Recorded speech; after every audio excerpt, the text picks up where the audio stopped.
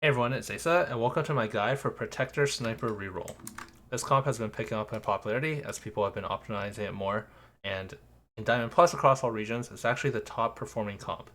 Because this is a reroll comp, it's very important to not play contested. If you have a really, really good spot and someone chooses to contest you, of course, there's nothing you can do, and oftentimes it may still be your best option to reroll.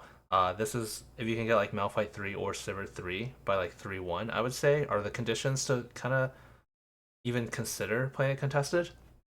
But again, reroll comps very important not. But on average, it's played about one every 2 games.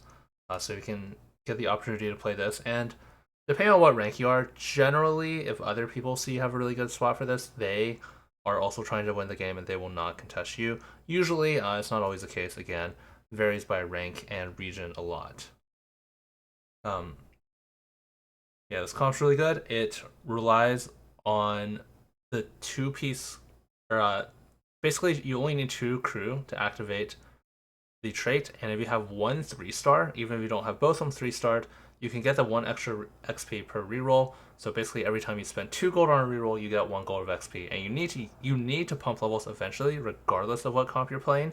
So it's basically making each of your rerolls worth 50% more gold. This is just a really, really, really crazy benefit for just a two-piece trait on a unit on some units that you're going to play in your comp anyway. Making your rolls 50% more efficient is just pretty crazy. So that's kind of like the main thing that makes this comp strong compared to other rerolls. You're just not really sacrificing much for it since you're pretty happy playing these units anyway. Um, Early game, you're mainly going to focus on these units.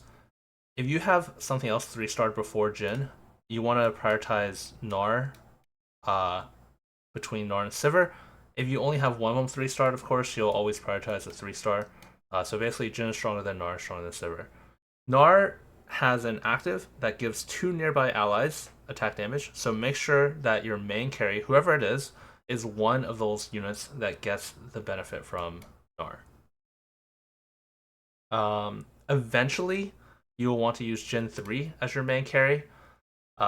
So keep that in mind when you're itemizing. For example, Infinity Edge might be pretty decent on Sivir, but again, eventually you're going to want to move items to Jhin, who does not need an Infinity Edge. He does not have an ability. He just has auto attacks. Every fourth auto attack is stronger, but it still counts as an auto attack. So he doesn't need an Infinity Edge to crit. His best items are Deathblade. Last Whisper is just going to be built really frequently because, as with all physical damage comps, you're going to want Last Whisper or Even Shroud.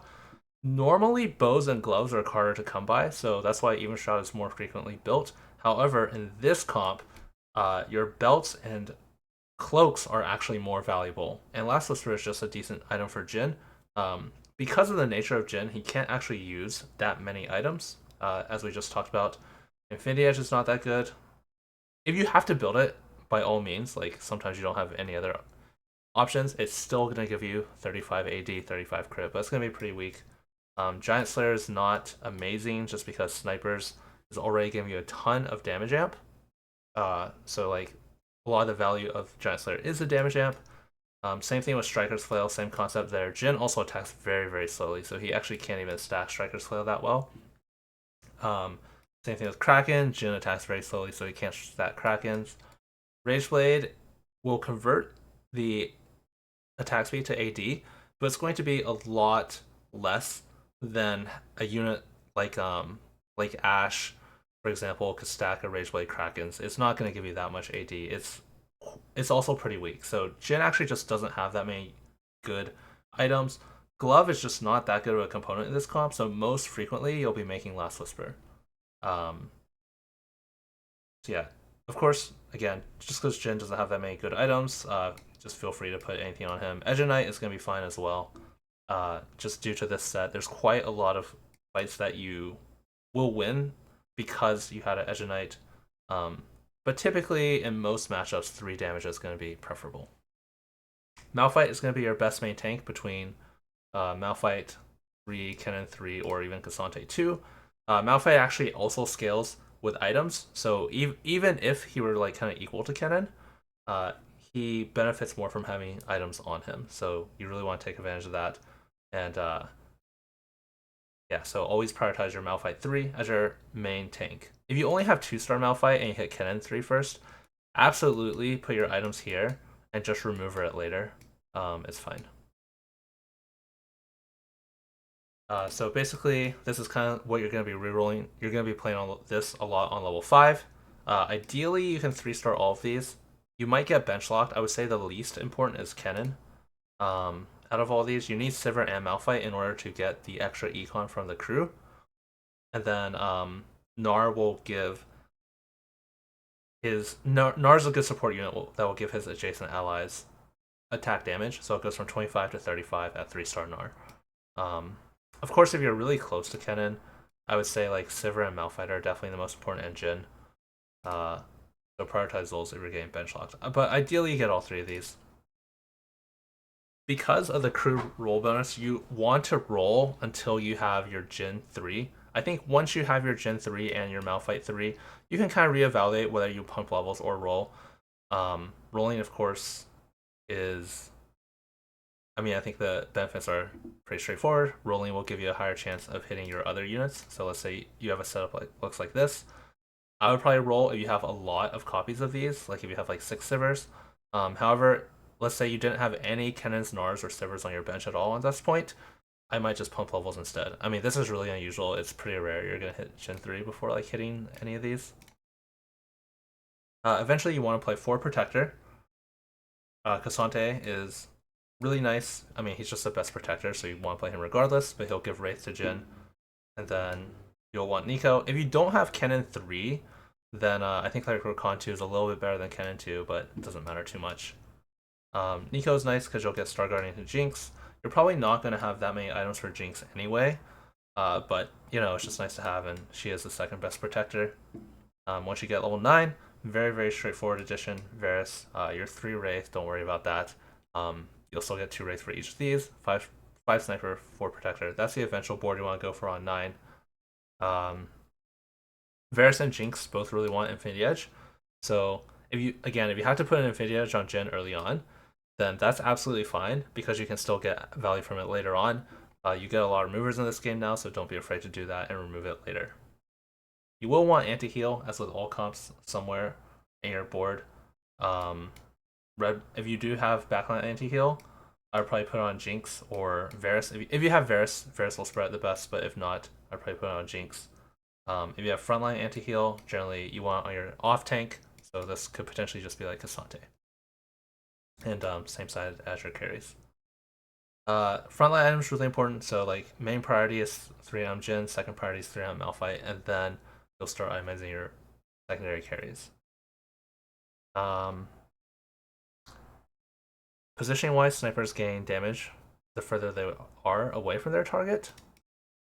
So oftentimes you can kind of slant away, maybe even something like this. You can't get wrapped. You cannot get wrapped left side here. Things will still go on Malphite, but they might they might like walk up here. Either way, like you can kind of like slant your front line away in order for your snipers to get a little bit extra value. On the other side, you can get wrapped if you do this, so I would advise against it. So you could try something just like this, for example. Yeah, this comp is extremely, extremely strong. I think the last thing I want to talk about is just power-ups. Jhin has 2 that you should be looking out for. His champion-specific Artistic KO got nerfed this patch, but it's still very, very good.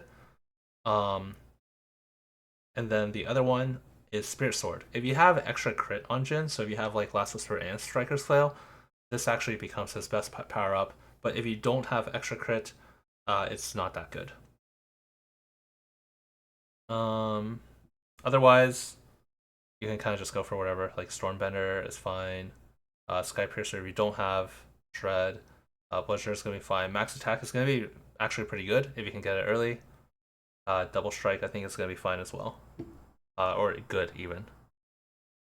For your Malphite power-ups, you generally are going to want Malphite and Jhin powered up. So here, you could just go like standalone. Tankzilla is very good. You're going to be playing a lot of Protectors and prioritizing Malphite items. So if you can get the stun after 15 seconds, it's very, very good.